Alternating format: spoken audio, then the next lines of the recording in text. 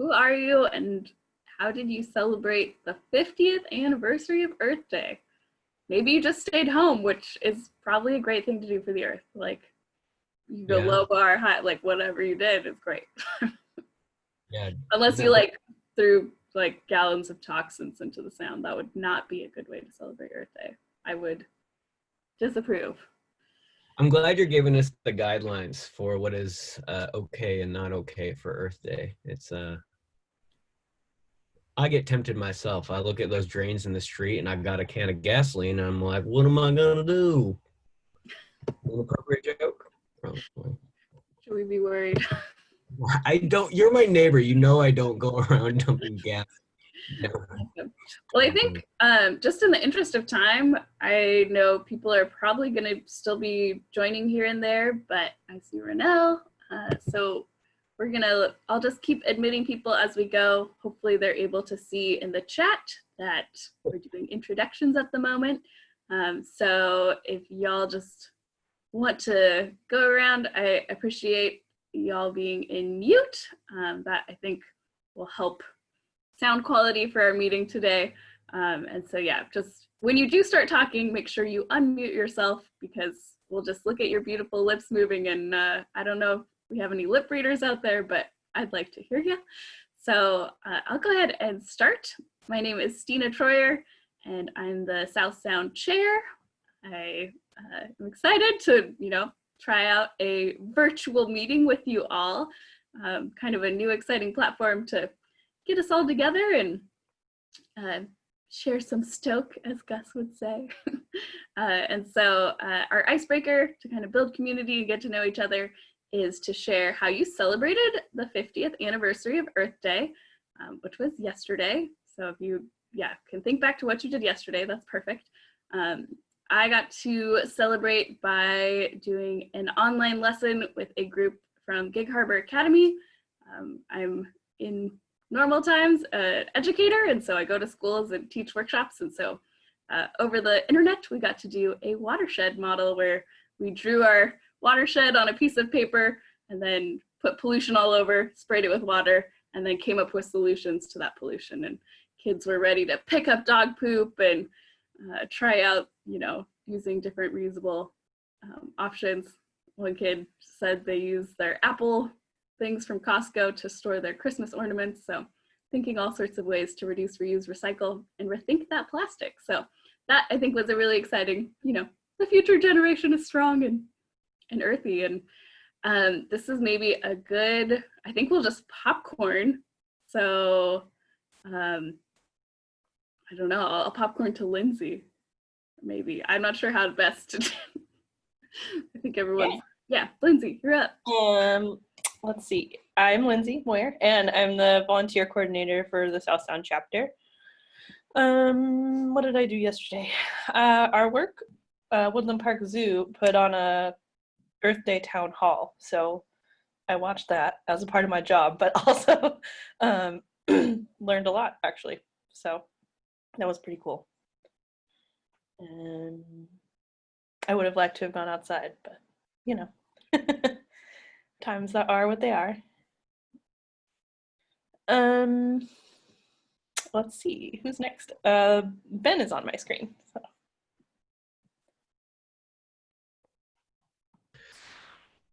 I celebrated, hello, I'm Ben. I'm also going to be presenting today.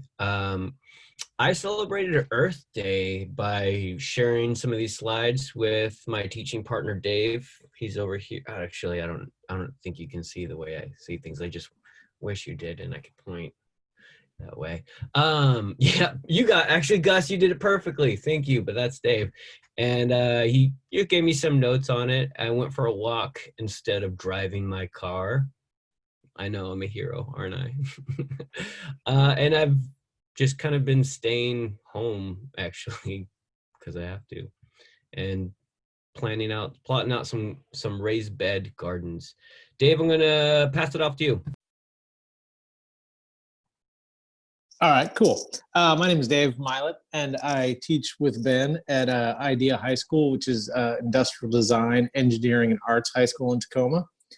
And so we've sort of been working on this ocean garden thing for the last year or so.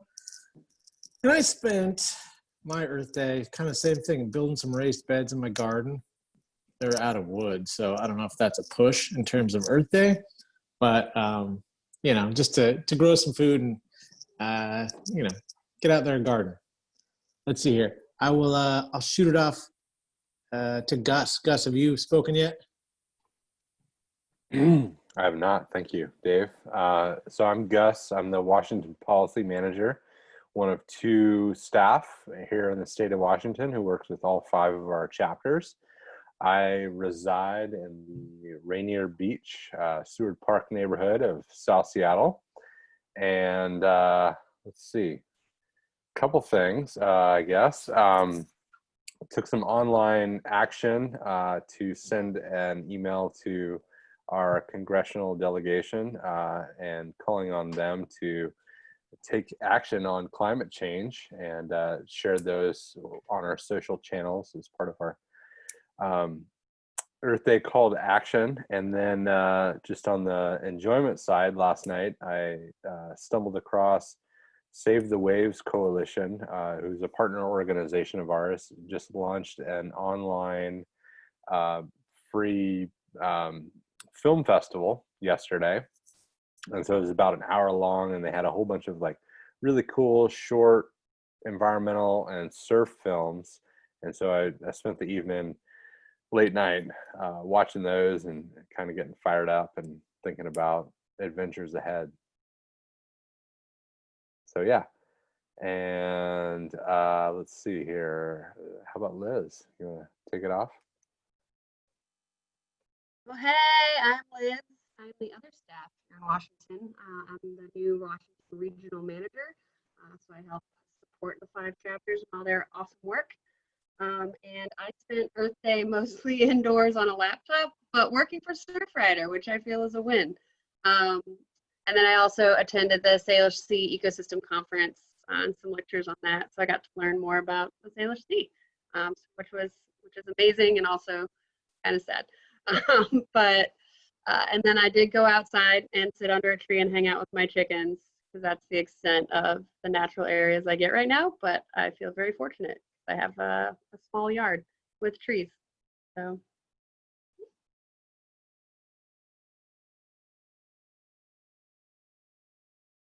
Got to pass it off. I'll pass it off to Tracy. Hello, I'm Tracy. Yeah, yesterday Earth Day was kind of a hard day for me, so I didn't do much but deal with some family stuff. And I had intended to go take a bike ride. That was my pledge for the Earth Day, was not to drive my car, and I was going to go to a water altar ceremony for the Puyallup River. And then issues came up, and then it ended up it was rained pretty heavy anyways, and I'm kind of a wimpy bike rider, so I was but I made that up for that today. I rode my bike to the post office to mail a package to my daughter who lives in Colorado, and I've been watching, was it Future Connect or Connections, day 2 of Earth Day live feed all day today.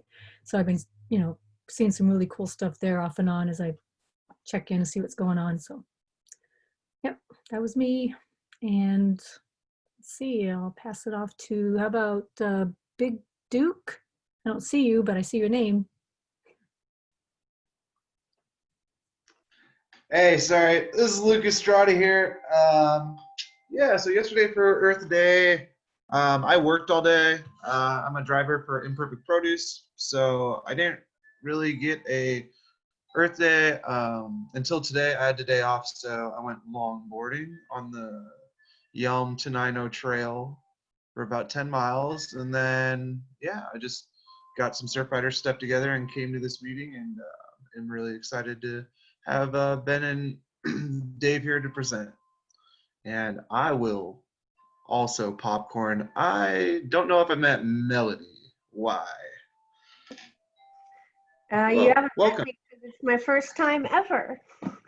Welcome. First time because I always found an excuse to not come to the in-person meetings. So since it's online and I haven't gone anywhere, this is where I am. Earth Day, let's see. I haven't driven in 3 weeks, so I'm just gonna accumulate that into my Earth Day contribution. The Story of Stuff released a movie yesterday, so I watched that. It was called, something about plastic, The Story of Plastic. So that was my Earth Day. And I think, is it Renelle? You're the last person, maybe? You're on mute.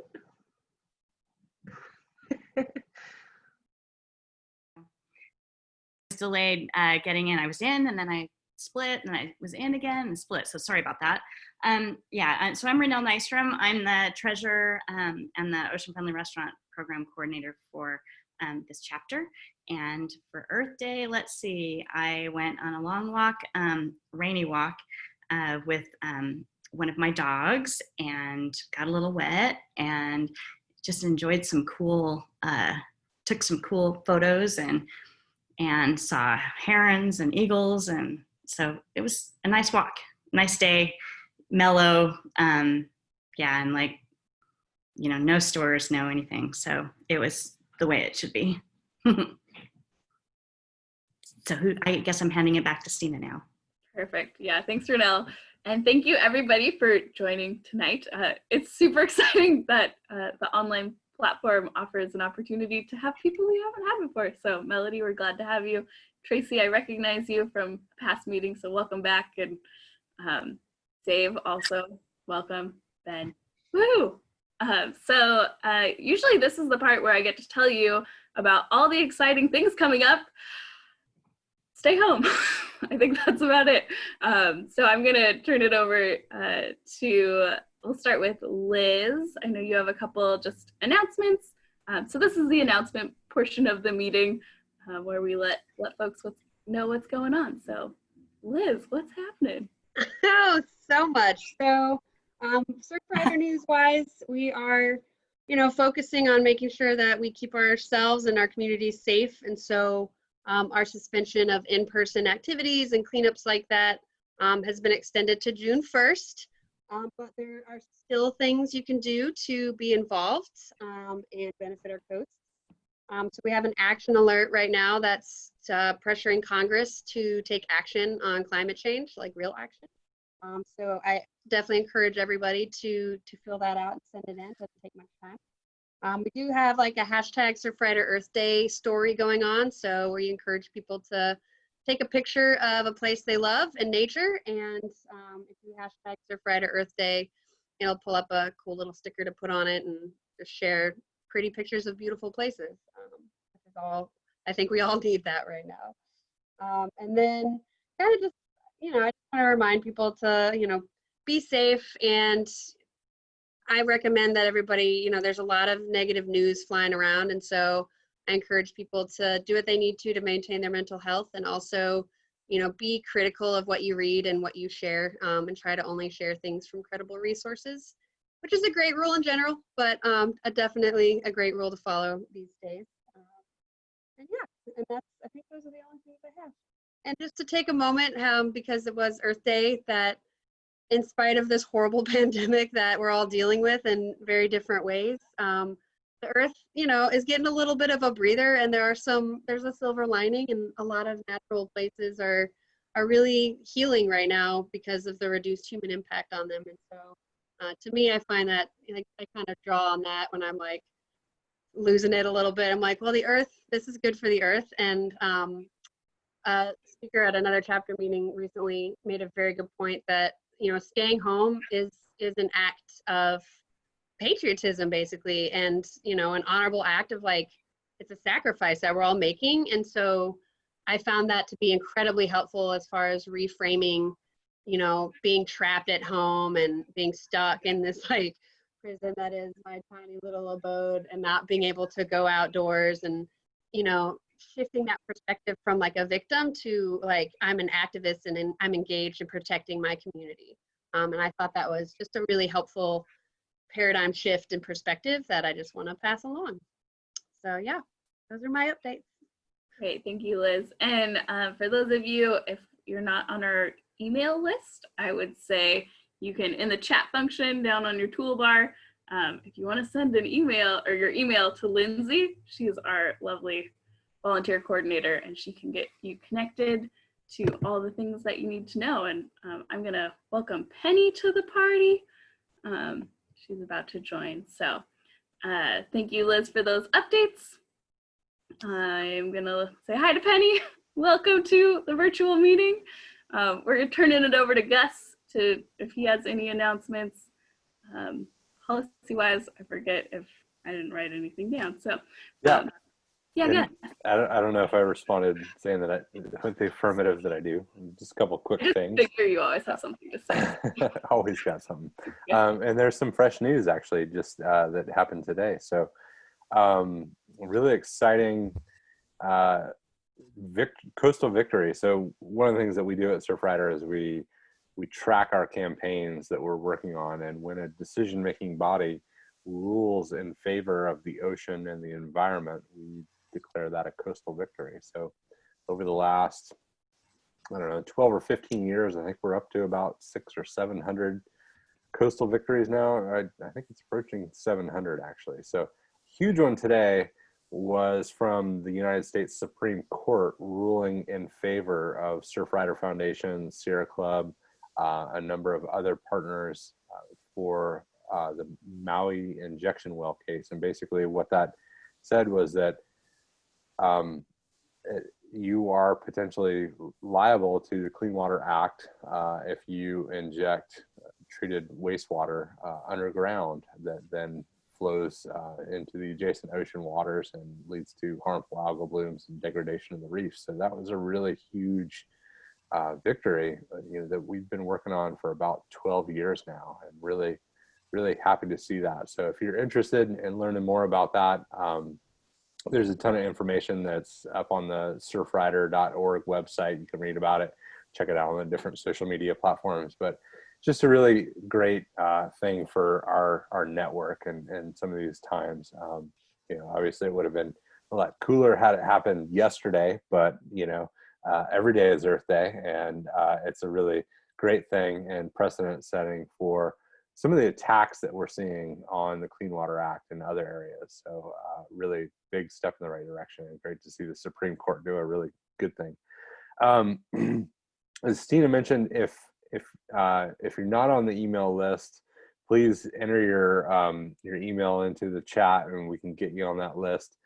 Liz and I sent out a joint newsletter day before yesterday with some field and policy updates that we typically do on a monthly basis, just touching on some campaign updates, different programs, ways to get involved, upcoming events, which are a little bit kind of virtual right now, as you all know, but still lots of really good ways to plug in, like Melody mentioned with the story of plastic that was just screened yesterday, and other opportunities as well. So take a look at that.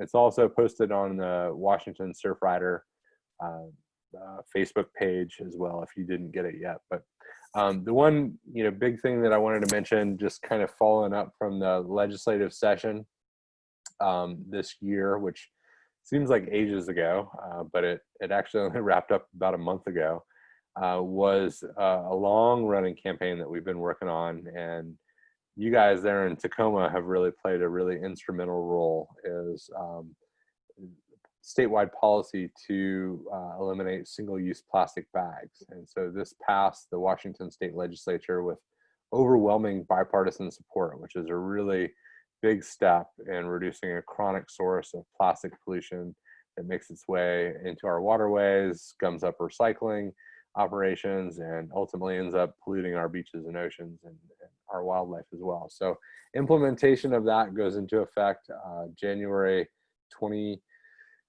January 1st, 2021 across the entire state, which is a really big thing. And so we're now, if I'm not mistaken, I think the 9th state that has taken this action to pass single-use plastic bags bans. There's a little bit of a hiccup in the short term, and that given this pandemic that we're experiencing, the perception that's out there is that bringing your own reusable bag is somehow a vector for spreading the coronavirus. Truth be told, there actually are no studies that actually prove that. There are some concerns about people not washing their bags, which is real. So we are encouraging people to bring, to wash their bags and make sure that they're doing that. A lot of stores have asked if people are bringing their own reusable bags, that they bag their own groceries. And that's something that we help to kind of broker that compromise. Some stores aren't allowing people to do that. And there is, some alternative workarounds. If the store is not too busy, you can just simply ask them to put the groceries back into your cart, and you can take them out to the car and then plop them into your reusable bags that are waiting out in the car if you want to cut down on if they're passing out plastic bags or paper bags as well. So but yeah, really big step, huge victory for us here in Washington State, an issue that we've been working on for a long time. And it's a really great thing to see get over the finish line and hopefully lead to bigger and better things in the realm of plastic pollution reduction. And it was just really great to see such strong engagement. Renell was down in Olympia with us, as well as chapter leaders from all around the state. We had some really strong engagement this legislative session, folks meeting with their legislators and helping get this across the finish line. So huge kudos to you, Renell, and everyone who chimed in with us over many, many years. So yeah, with that, when things clear up there, we are talking about potentially having a celebration party on this, because we can't let a good victory go uncelebrated. So stay tuned for that when things get back to more normal times. But happy to answer any questions if there are, and otherwise that's all I've got. Great, thank you, Gus. I'm imagining like some sort of a plastic fashion show of some sort for this celebration. We'll see what happens. And then I know, Renell, you have some ocean-friendly restaurant updates as our ocean-friendly restaurant coordinator. Can you tell us what's happening in that neck of the world? Sure. Okay, so lots of restaurants are closed, unfortunately, still. And we do still have some that are offering delivery and takeout. Some have kind of tried it out for a little while, didn't like it, or decided to close and then reopened to offer takeout.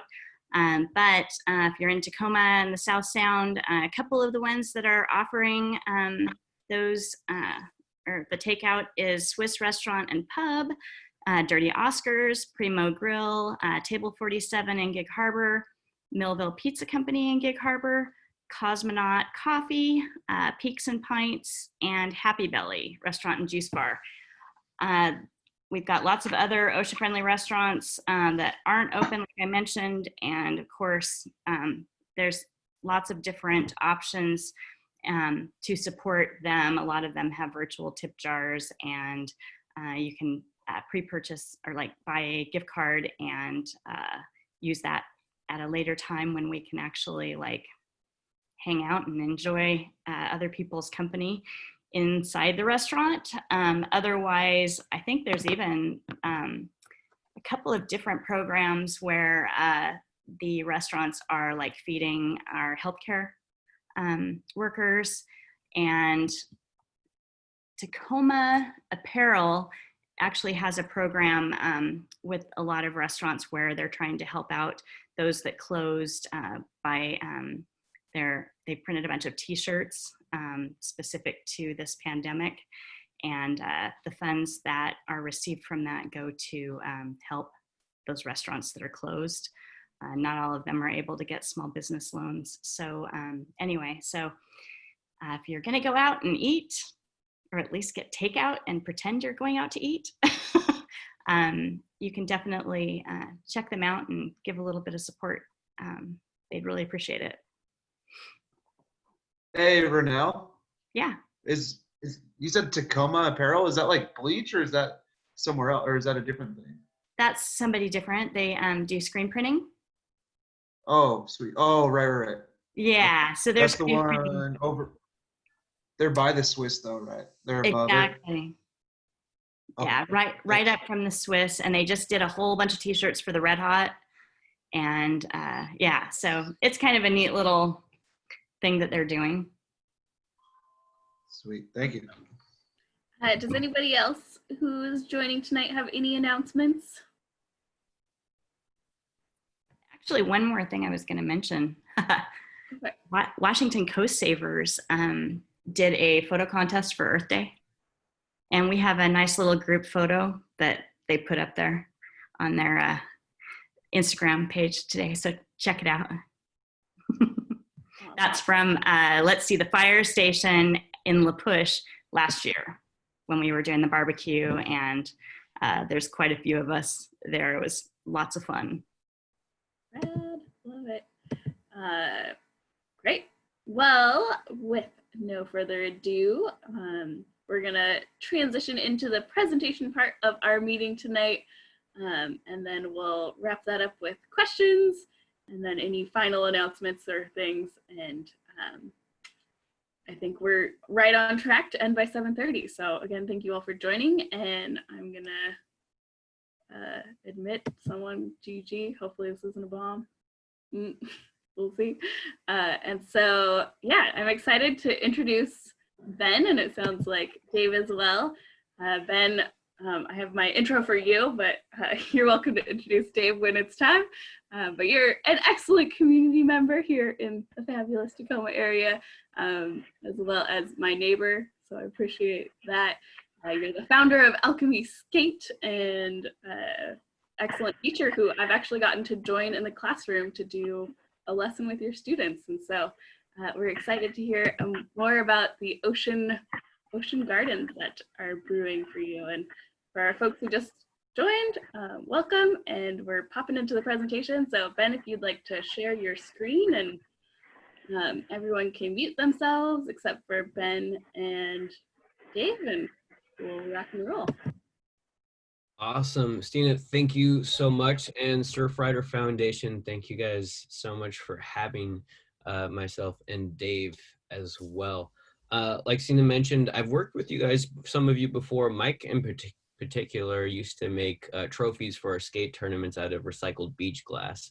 It was always a really, really fun thing, and I've always been hoping to be able to work with Surfrider again in the future. So what we're going to be doing today, Dave is going to introduce himself a little bit too. Sorry to put you on the spot, Dave, but you're a pro. You can go on the fly. I know that about you by now. Yeah. We are looking into ocean gardens. This was inspired actually from some classes that we're teaching. Like we mentioned before, a lot of the information that we're giving these students looks so bleak. So by the for example, by 2050 there will be more plastic than fish in the ocean. Shellfish are not able to return to full growth because of ocean acidification. All sorts of interesting data to be learned, but it gets a little grim. So we talked about ocean solutions, which we're going to do that a little bit later too.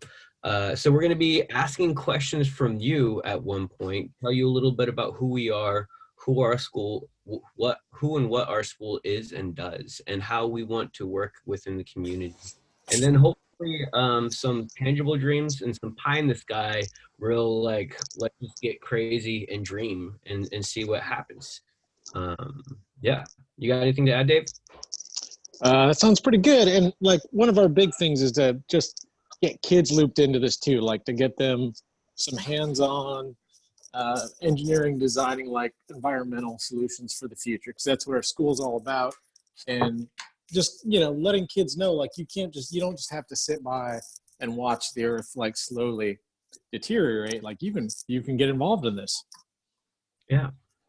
Hope. Right. So right now we're working on different names, but projects, clubs, classes, and community.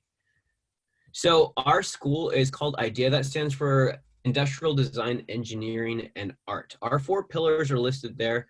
I'm sorry I left all the text there. You don't have to read it all. I know that's kind of fun to do.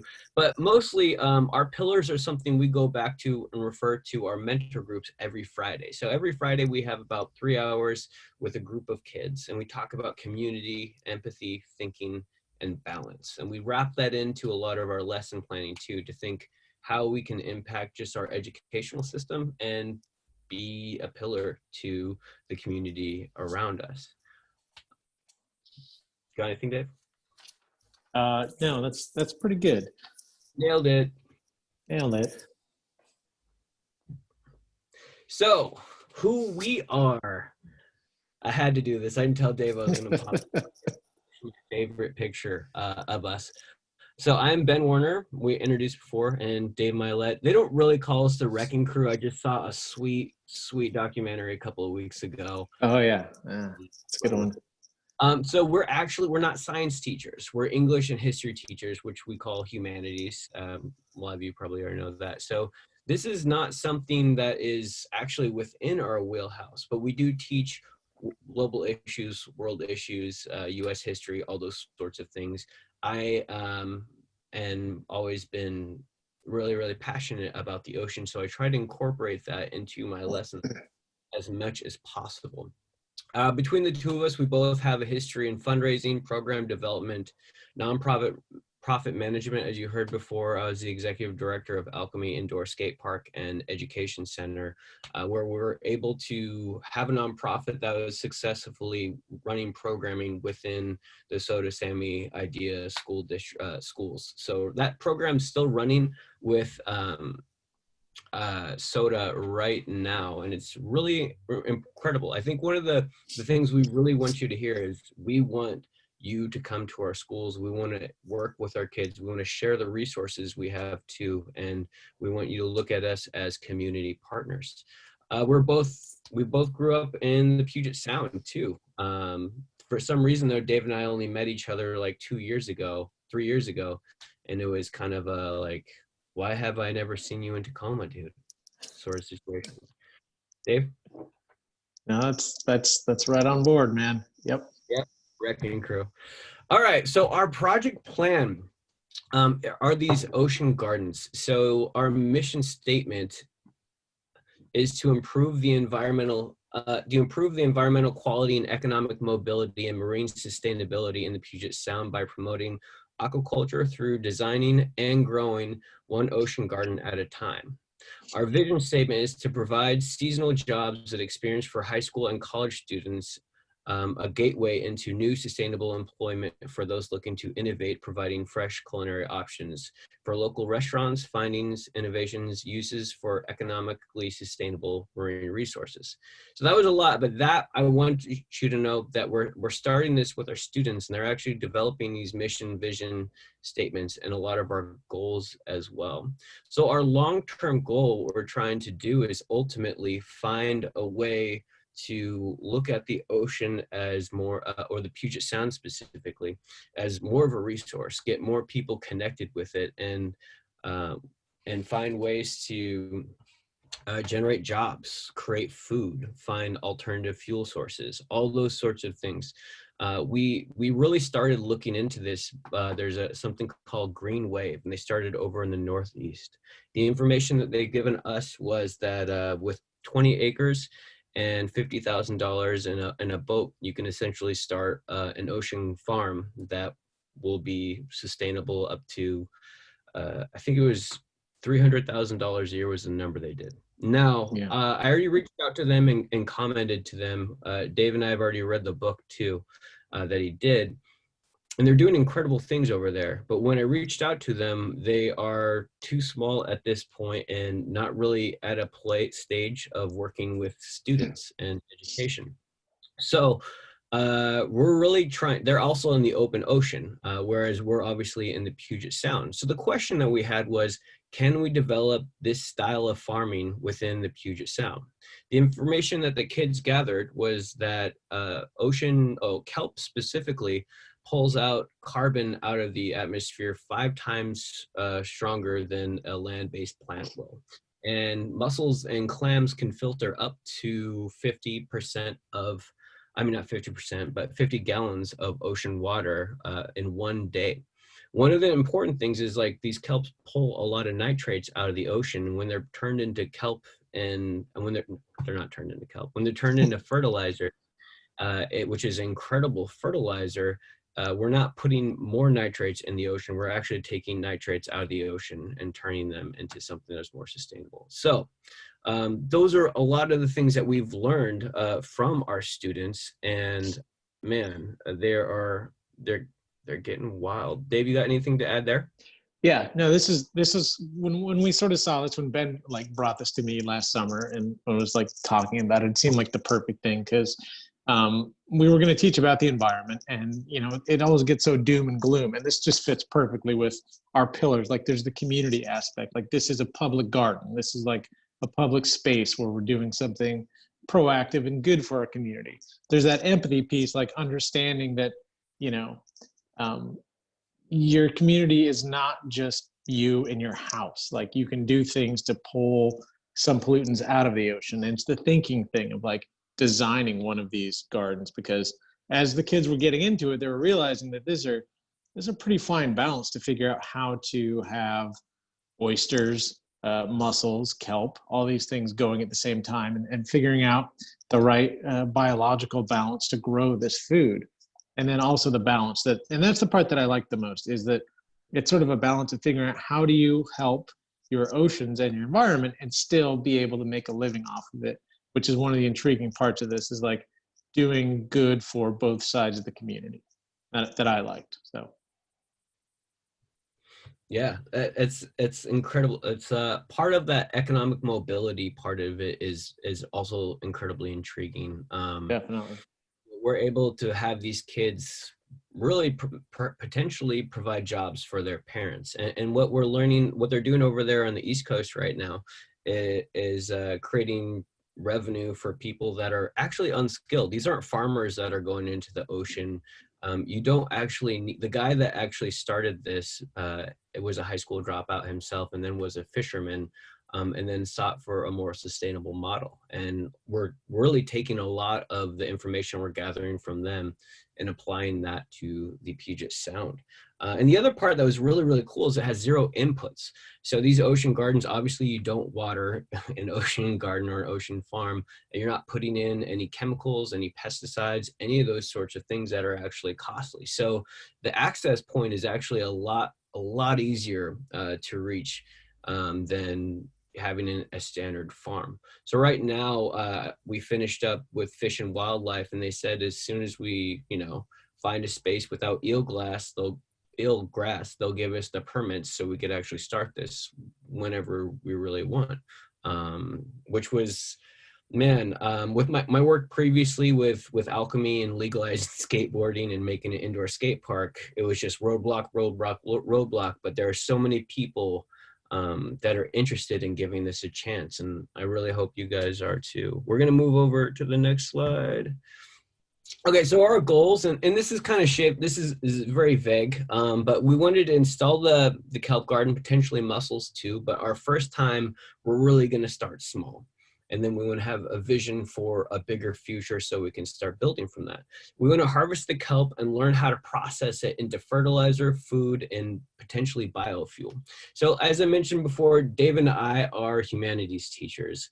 Learning how to process fertilizer, kelp into biofuel and things like that would be able to fit within other departments in our school. And that's really what I loved about this for an educational piece too. So we're having opportunities to give people opportunities for economic movement. And there's so much here as far as education is concerned. Within our science, our chemistry department, all those sorts of groups, we'll be able to have more of an interdisciplinary model. So beyond this, even if this does fail it'll be successful in connecting our students and potentially like more students in the Tacoma School District to our Puget Sound. And at the end of the day, that's not going to hurt anything. We want to create opportunities for community members to potentially farm and harvest kelp too. So I know not everybody feels comfortable just getting on the phone and calling people, hey, how you doing? That's really my background and what I love, giving them the old, hey, how you doing? But learning how to go through all of those different hoops you have to jump through to get the permits, to find out what kind of, all the information to make it as clear and concise as possible. Because realistically, from all the information we've learned so far, the more people that are farming and harvesting kelp out of the ocean and creating more kelp to go in, the more nitrates are getting pulled out, the more, you know, ultimately the Puget Sound pie in the sky future could be a giant filter. We could have giant filters in the Puget Sound, more or less, that are edible, and we can process them into all sorts of things. And then we want to cultivate community partnerships, networks. Like I said, our school, just so you know, we work with other nonprofits and other businesses right now, including ANSYS. They did the engineering around the Apple Watch, and they have a small office within our school. And if you guys fit within, different organizations do fit within that criteria, and they want to have an office within a high school in our space, and they're willing to work with students as they do that, we're really geared to create those sorts of hubs for people to think in the future. Dave, you got anything to add? Yeah, I think that's the thing that we would be interested in looking for, is partners who have some of that expert knowledge, because, you know, we're really great and smart, but we are humanities teachers. So some of the technical and expert knowledge of like how to turn kelp into biofuel or fertilizer and stuff like that. Any partnerships we can find there, any expert knowledge we can find there is going to just be so valuable to us and be able to, you know, push this project forward so much more. Yeah, we'd love to give you guys a tour. Once all this is over, we'd love to give you a tour at our school and just see what we're capable of doing, and meet some of our students as well. Yep. So why kelp? We already kind of went over this a little bit. I just wanted to put this up. It's also fast. It grows faster than bamboo, which is kind of incredible. If anybody of you have one of those annoying neighbors like me that has bamboo in their yard to block out street lights, and then it goes nuts and goes everywhere. But it grows faster than bamboo. It absorbs nitrogen, phosphorus, carbon dioxide, soaks it up 5 times faster than land. And I can't say that enough. It's one of the things that's most fascinating to me. We need to find ways to remove nitrogen out of these oceans and reduce ocean acidification, just so everything from our reefs to oysters to all sorts of mussels have more of a chance. And then mussels, they filter up to 50 gallons of water a day. So we want to find ways to encourage that behavior too. And again, tons of educational opportunities, potential business models, working with, you know, Jack over there at the Swiss, for example. Maybe we could produce kelp noodles for him in the next 5 years, anything like that. I love going around and talking to people. So that's one of the things that I think is also within our wheelhouse. So some of the partners we've rounded up so far, I'm also on the advisory board for the University of Washington, Tacoma, for the Chancellor Mark and Vice Chancellor Jill.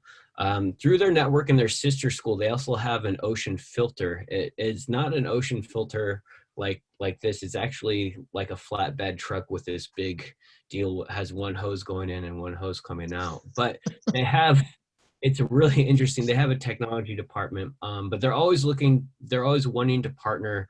I'm an alumni of UW Tacoma, and I really enjoy, I meet with them about once a month or so, just to, you know, have coffee and talk. And they're really wanting to work with us and work with other community members as well.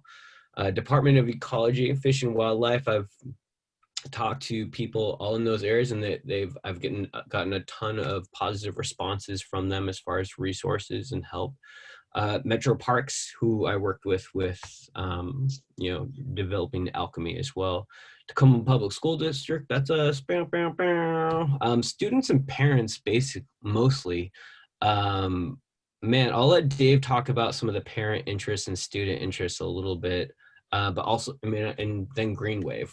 They said they want to help us out and they wish us well, but they're spread too thin at this time to come to the Northwest. Dave?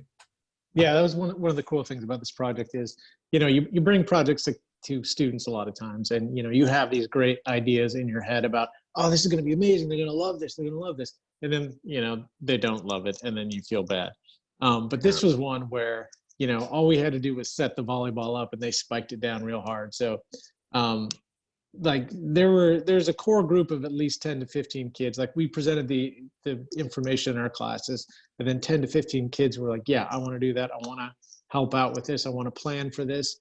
And they were showing up for after school meetings. They helped us develop our mission and vision statement. And we really purposefully put that onus more on them so they could start developing that. And we found parents who were also like, saw what their kids were doing and got really excited and got really interested. And some of them have really good connections also in like the State Department of Ecology and stuff like that. So I think this is a good idea, Spark, that people are listening to, and it gets them excited. So I think it's a spark that can really turn into something bigger.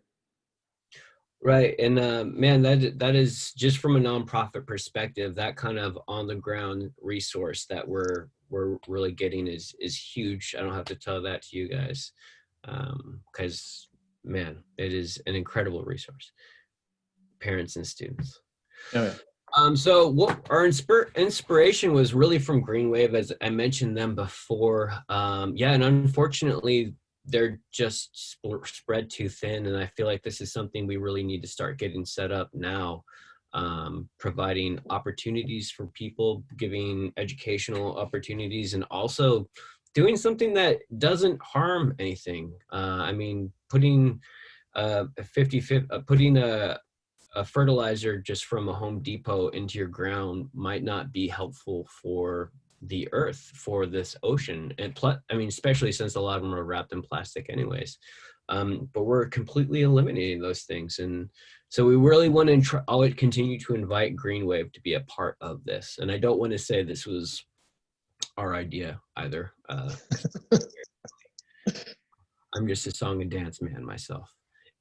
So some of the questions we had is like, how do we process kelp into fertilizer, process into food? I don't know if anybody here has been to the top of Tacoma, but they have kelp noodles in their Buddha wrap. It is absolutely delicious, and it's an incredible way. Biofuel. One of the really interesting things that they said is if they had a network of ocean farms the size of the state of Maine, which I know is quite huge, but that would eliminate the carbon footprint and need for fossil fuels for the United States of America, according to Green Wave. Of course, they're the ones I'm referring to, and it sounds crazy, but 20 acres of ocean garden will yield what 100 acres of a standard garden will do, which is why we're starting to see the 3D model is so incredible and why we want to jump on it. We want to develop a business model because that's a part of our whole engineering process. Is like we want to give kids actual skills, not just kind of make them feel like they're doing a really great job in high school and then they go out into the real world and they don't know.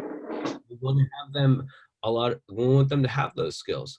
We want to generate interdisciplinary educational models. E.O. Wilson is one of my favorite writers and it really inspired this, but thinking of solving problems from different frameworks of discipline. And we have that at our school right now, but we're just trying to find a way to develop this curriculum to work and really spread across disciplines and across departments even. We want to bring programming for Surfrider into our school. I would love to find ways. We have a rain garden in our backyard, in our back. And that was something through UW and the state. It cost a couple of $1 million. Dave, do you know any more than I do on that parking lot? Oh, the parking lot. Yeah, that was, I think, between Washington State University, the Department of Transportation, maybe, and then our school to develop and test a number of different porous concrete alternatives for parking lots, so that all of the waste runoff from oil and gas and stuff like that from cars, finding good concrete alternatives that filter that out before it gets into the groundwater. So we've got, I think, like 5 different variations of that. And so they took soil samples before, and they'll be testing the soil samples with our students throughout the next couple of years to figure out which alternative is the best for holding up as a parking lot, but also filtering the groundwater. Right. And ultimately with this, I just love to piggyback off of that momentum we already have going as far as reaching out to parents, having that kind of eye on us in that way. Also, man, we haven't yet perfected a model where we're working with other programs like Surfrider in our own school programs in a way that's meshed. Stina came in, I think last was February. You came in and spoke to my class on ocean plastics and stuff. And that was an incredible opportunity. And I want to have that more and more and more. I know you guys got a lot of you at your organization are wearing many, many hats. So we want to find something that works kind of for all of us to kind of collect and pool resources and move forward. So this is our tentative timeline right here. So obviously September, we're going to be coming into school next year. October is when we're going to be establishing our club. And this is going to start as a club activity. We're going to find a ocean garden location. We also are going to find out where our watershed it goes or where it ends up into the Puget Sound. In November, our club is going to finalize all permits. Ultimately, they said once we have a site that's chosen and we send down a diver down there to make sure there isn't any eelgrass, we'll be able to put our anchors into the ground and put our ocean garden really anywhere we want as long as we let them know. Hopefully Stina can help me out with that this summer and get me my diver's certification with Dave. Well, Dave already has his, by the way. I should have listed that in the things that he's already, accomplishments he's already got. And then January is when we do our mini term. So we get to teach whatever we want for 1 month. All the other classes we get to just focus. And that's what, oh yeah, that is what Stina came and spoke at a year or so ago with us. Dave, can you highlight some of the things about mini term and why that might be a successful model for this collaboration? Yeah, it'd be a good fit because mini term is a lot like a J term at a lot of colleges. So we basically take the month of January and students take one project-based elective and they do that all day for 5 days a week. So this is a chance where you actually really get to expand. So one of the limitations we have in our regular humanities classes is, we get the kids for an hour and a half a couple times a week. And so you can't really, do those like longer term projects there. You can study some stuff and it's good, but the mini term is a lot better for longer term projects. Like you can take, full day field trips if you need to, because a lot of this, like actually building the ocean garden is we're going to require renting a boat, long stretches of time and maybe some different destinations that aren't just 15 minutes away. So the mini term, it'll be encouraged. You'll have 2 teachers also. That's another nice thing is we get to pair up as teachers. So Ben and I could do that together. And it's just that like bigger project-based thing. And the cool thing about mini term too is that a lot of times the small projects that come in that 1 month mini term sort of set off that chain reaction of student interest that leads to like clubs or different classes eventually too. Like there's an apiary club and class at our school now that started as a mini term. Somebody was interested in something and they said, okay, I'll teach this for a month. And then the skills and the things they learned there, just kids stayed interested and it built from there. So it's a pretty good natural fit to build the ocean garden during that mini term. We wouldn't necessarily be able to, I'm not sure that we'd be able to seed some of the things just based on when they grow, but that would be a great time to do a lot of that infrastructure building. Right. And I just want to build on the whole mini term. I mean, from a nonprofit perspective, this is also the time that we're collecting photo ops and all sorts of data like that. Well, when I was running Alchemy, one of my mentors told me, you want to have as many kids smiling faces, riding skateboards, and wearing helmets. That's going to be a big draw. And I was a Class 5 fellow with the Russell Family Foundation too, and they helped me with a lot of grant writing sorts of things as well. And that's really where we want to hit home, collecting all of those things that are really going to make this a lot more punchy and give us all more opportunities for grants through partnerships. Partnering with other people and finding grants is the name of the game. Holly Bamford from the Bamford Foundation was another one of my mentors that really helped hit that home when I was developing that. And I really want to use some of those models with you guys if you could come out with us and check that out. So February and March, we'll go back into just clubs, in April and May as well. And we'll be able to kind of continue this momentum and do it 2 days a week or so club that's after school or before, depending on how things work out. Or we can make it an A&A, which an A&A is a 3-hour class. That's 2-hour class. That's every Friday. Right now I'm doing coffee club, where I built a coffee shop with Blake and some other students and got an espresso machine and built a coffee shop in our class.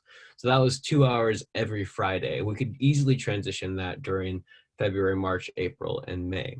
And then in June, which would be our micro term, which micro term is fundamentally the same thing as mini term, but it's just 2 weeks rather than the full month.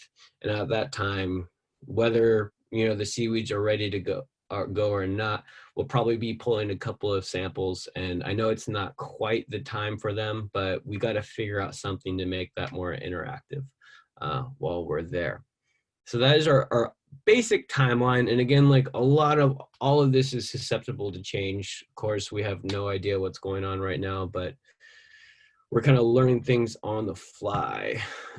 So some of our needs, as I mentioned, we have a location that is free of eelgrass, really consultation. We have a deep crew of science, biology, ocean, like a lot of people at our school, but really we need outside consultation.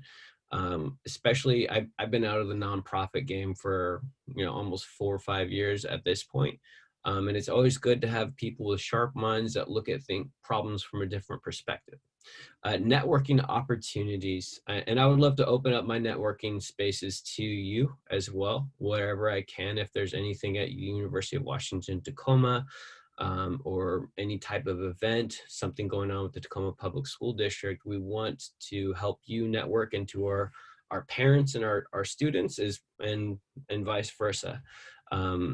Knowledge and power needs to move back and forth like energy rather than held within the top and trickled down. And I fundamentally believe that for, our future and our hope. And then finally, grant collaboration. Grant writing was a thing that isn't always the most fun, but selling the grants at the end of the day and collaborating with other people and finding ways that we can partner on things is really, one of the major needs that we have. Finally, Dave, did you have anything to add on that last slide? No, that was great. And here is our contact information. I'll forward that to you guys too. But if you ever want to reach out to us and have questions or have opportunities or might want to work with us, feel free to reach out to one of us. Overall, that kind of concludes. In conclusion, which is what you're not supposed to do, and I tell my kids that every single time with presentations. But yeah, is it still on right now? Sorry. Yeah. You got to hit share content again. I think it'll go away. I think it'll unshare at the bottom center of the screen. Oh no. In your Zoom screen. Oh, okay. Wait. That's not working. Stop your sharing. Oh, There you go. There you go. Got it. All right. Thank you guys. Round of applause. Thanks so much for a great presentation. Now's a great time to open up for questions. So if anybody has any questions, feel free to unmute yourself. I know our person Gigi, who joined the group, had a question. If you were um, looking into collaborating with the Port Townsend Marine Science Center, if that's a partnership you've considered. I have not considered that yet, but absolutely. Port Townsend is Port Townsend Marine Science Center. Is that in the? It's in, I think, is that the one in Fort Worden Park there? I believe so. Yeah, it's a pretty cool place. Yeah. We haven't looked that far afield yet. We're trying to mostly look for things that would be a 30-minute bus ride away at this point. But any partners we can find, we're more than willing to, gain from their expertise and their interests and their knowledge. Absolutely. So, Question, Gigi? couple of this is awesome. Thank you guys. And there's definitely, a lot of buzz, not only in the Northeast, but around the world about this notion of regenerative aquaculture and how we can do things in a healing way that are beneficial to the ecosystem, but also providing sustenance at the same time. So one of the things that I do in my role as the policy manager is I serve on the Washington Marine Resource Advisory Council, and we're main focused on ocean acidification, but I have a seat at that table representing ocean recreation. So this is definitely something that we've been talking about there. I have a lot of contacts through that. And one of which that I noticed wasn't on your list was Washington Sea Grant. Yeah. And Washington Sea Grant. Okay, cool. Because they've been doing some really interesting work. There's a couple of people, Puget Sound Restoration Fund and Washington Sea Grant got a grant a while back to do some kelp aquaculture and basically demonstrate that it is having an impact on reducing ocean acidification at a local level. And they've then taken that crop of kelp and used that on local farms. So they have some of the answers to some of your questions right there. And some of those things are already in the works. So I'll follow up with you guys offline on that. But Washington Sea Grant is also leading kind of this initiative right now to provide like a framework or a roadmap for like permitting of doing projects like this and growing kelp, which is actually a significant barrier that you should be aware of that's out there. But I can help make that contact with Sea Grant, and the woman's name is Meg Chadsey, who has a lot of really great information. They've been doing webinars on this. I haven't been plugged in on them just because I haven't had a clear reason to do so, but I know that they've been happening, and I think that there's a lot of information there online that I can point you towards. My last piece was that just curious if you've considered partnering with a local shellfish aquaculture grower in the area, like Taylor or others that are doing aquaculture that have leased land already that might have some feasible sites that might be willing to partner with you and kind of do something that maybe would be a little bit more longer term and kind of play that umbrella role, if you would, something like that. So just a question. That's great, guys. I'll get your contact info, and I really want to follow up with you and have some more conversation about that. Nice. Cool. Thanks, guys. That's awesome. Yeah, and as far as the Sea Grant, we've had our eye on that. I think it opens back up in September, I believe. But we'd have to start getting that now. So one of the things, because that's obviously like a very, very large grant. So one of the strategies I've been thinking of, Dave and I have been talking about, is just with fundraising, like you go for that big one and use that really as leverage for all the smaller local foundations. I mean, the Russell Family Foundation is $1 billion foundation too. So we got to find ways to pick up those kind of small pieces. And you hit it right on the head, guys. Like that's where we want to provide this as an accessible resource for really someone that wants to start a farm and could potentially do that themselves. So that way we're more of a platform, or we're just at least we can send someone to a platform. And if they're already doing something like that, then absolutely, yeah, we're desperate for this. One idea I had, Gus can probably speak to if this is even worth considering, but I know DNR has like a sort of a citizen science ocean acidification program where they like give you monitors that, you know, they get people to check, you know, and monitor ocean acidification around the Puget Sound. So thinking about like grants and like the focus of those grants, if you wanted to expand towards like more climate change, ocean acidification, and you needed like that monitoring component, that might be one avenue to look at. Because I know that we've partnered with them in the past and like helped organize, you know, people to. Yeah, and that's a great way for us to be able to pull in other parts of our school too, because like that ocean monitoring is squarely in the zone of the science departments and some of the stuff that they want to be doing.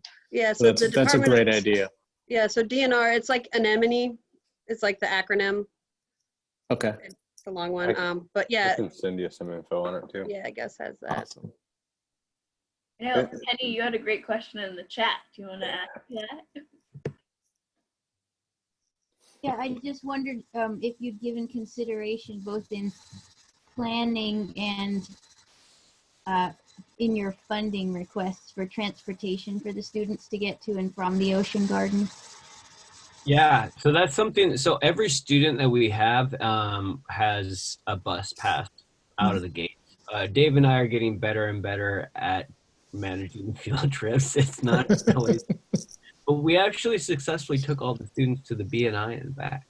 But we do have the big yellow buses. Erica is one of the bus drivers, and they're an incredible resource. So we can get, you know, I don't know how many kids one bus can fit, but we 50, do have 50 kids. You can get 50 kids on a bus. Yeah, so we have a shuttle at our disposal, which is a pretty cool opportunity for us. So it's just the bus sits there, and if we want to use it, we can use it as long as we reserve it. So we do have some pretty decent opportunities for that. The only factor that comes in is travel time, because sometimes you'll take a field trip.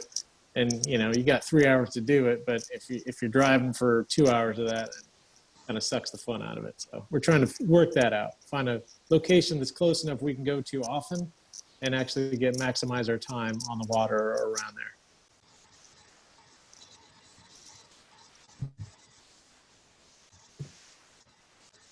Awesome. Well, tried to give Lindsay a heads up. Lindsay. Or I guess, first off, any other questions from anybody? Well, my only other point, are you guys looking for like a kind of a academic science advisor type person? Because there could be some folks that I'm thinking of that are kind of plugged in with the University of Washington and otherwise that might be able to play potentially a lending hand as well. Absolutely. Okay. Yeah. Cool. That'd be cool. Awesome. Well, I think we can do like the screen, like round of applause for you guys. Woo! That was awesome, and I'm super excited for it. Thank you. So lovely. I know there's one more thing that's happening in the South Sound Surfrider world, and Lindsay is a rock star at our Give Big campaign. So I was wondering if Lindsay wanted to do a shout out for that. Yeah, sorry, I didn't even think about it in the beginning of this. I'm trying to pull up the link right now. Anyway, Give Big is a regional day of giving. It's on May 5th and 6th this year, and the South Sound chapter is participating. So we're kind of fundraising around our Blue Water Task Force program and water quality in general, beach cleanup, especially after all of this post-COVID stuff. I think we'll have some really big beach cleanups. So yeah, I will put the link in the chat box here if you want to check out the page. There's also an option this year for peer-to-peer fundraising if anyone feels so inclined to check that out and give it a shot. Yeah. Thanks, Lindsay. I'm gonna post it right now. There we go. So now's a good time. I think it seems like when we end meetings, the chat just disappears. So if you want to save some emails, I know Liz and Gus both put theirs in there. So yeah, swap that info. And thanks again so much for joining tonight in this strange but wonderful new format. I really appreciate y'all taking the time to hang out and learn about ways we can help make our planet better. So I like Lucas's hearts. Yep. Thank you for hosting us too. Thanks for having us. We appreciate that. The Thank time. you guys. Great job. Melody, I hope this was a great first meeting for you. We're so glad that you could join. We look forward to meeting you in person someday. One of these days. I had one Usually last thing. here too. That Bryce Boland said to tell all of you hello, and he sends his warm wishes from Reno, Nevada. Oh my gosh, Bryce could totally join us. Now that I know. Where's he at? He's on dad duty. So I could come. We're down. Zoom babysitter. I need one of those. Well, I'll be reaching back out to you guys again when Dave and I go back to the drawing board and get more details about what's going on next fall at our school. I feel like we'll be good to go. But thank you guys again for having us. This is a lot of fun. I really want to come by and do these in person in the future. Yeah. I wonder, as a last thing, would you all be down with a group Zoom photo? I know a couple folks had to leave, but yeah, if y'all want to give me a big cheesy smile, I'm gonna screenshot. Ready? 3, 2, 1. Excellent. Gotcha. Okay. I don't know. Do well. Thank you, Ben. Yeah, Thank thanks you, everybody. Dave. Thank you. Thank you. Awesome. All right. Good to see See y'all. faces. Later. Yeah, I miss you. Bye, guys. Bye. Have a good one. Bye.